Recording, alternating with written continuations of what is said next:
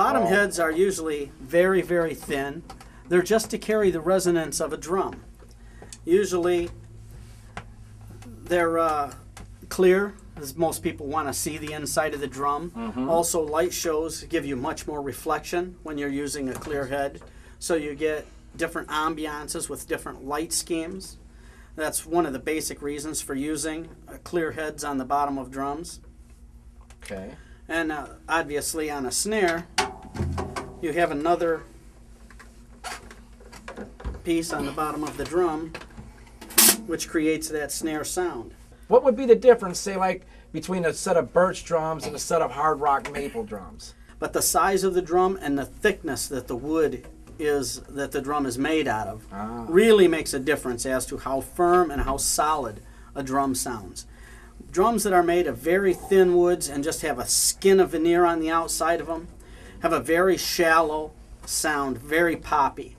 Whereas big, thick wood on your drums that have a thick veneer or solid wood core of drum gives you a much more fuller, fatter, firmer sound when you're hitting the drum itself. Okay. They really carry a better resonance, as in any kind of instrument that's made from wood. Yeah. But you know, drums, they're made out of a lot of different materials. Years ago, the most popular was acrylic or plexiglass. They were a very, very popular style of drum.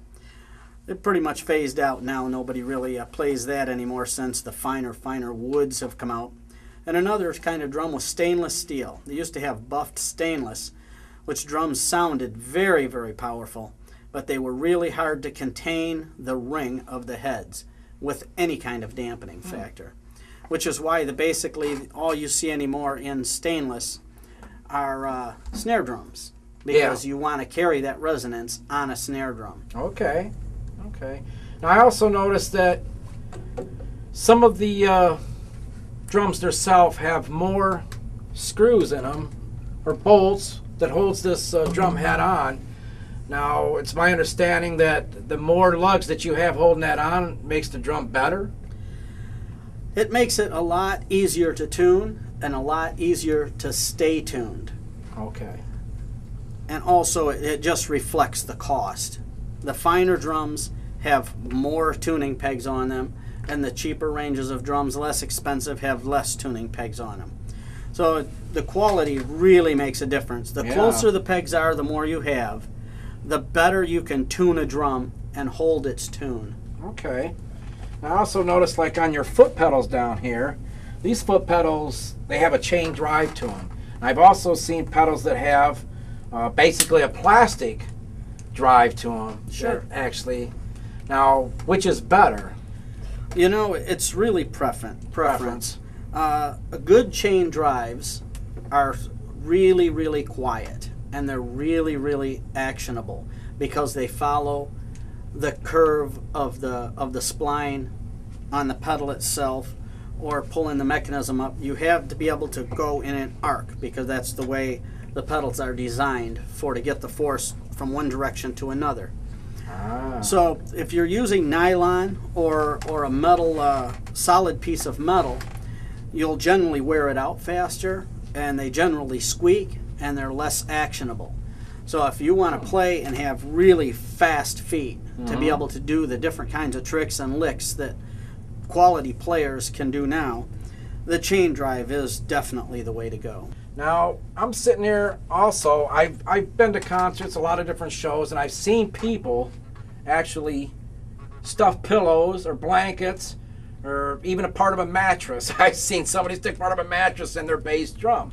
Now, what's the point? Why do they stick these things in their bass drum? You know, everybody has a different idea of how they want to muffle a drum to stop the ring. Now, on bass drums, basically people used pillows or blankets because of what they had on hand. Nowadays, you can buy the most fabulous dampeners to put on drums to suit your own kind of sound. And also the beater, same thing. You can get hard beaters, you can get soft beaters, you can get felt beaters, you can get reversible beaters.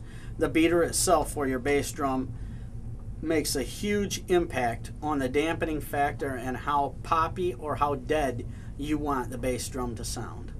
Now what we want to do is go out and we're going to play a Deep Purple song. We got a bassist coming in, Jerry Aguayo, one of our guys. He's an in-studio musician for us, comes in and does all kinds of things for us, and we thank him for that.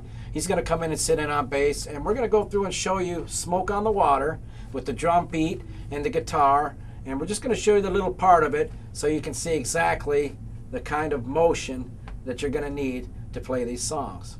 So stay with us, and we'll get right back to it.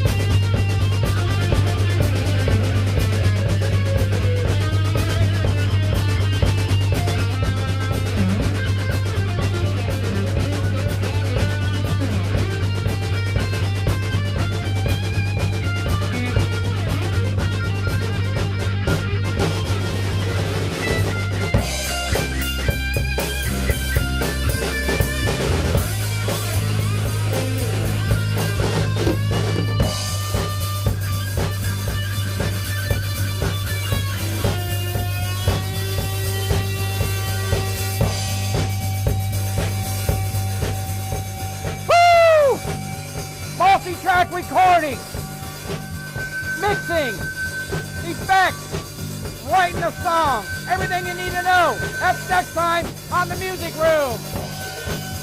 Hang in there, Betty.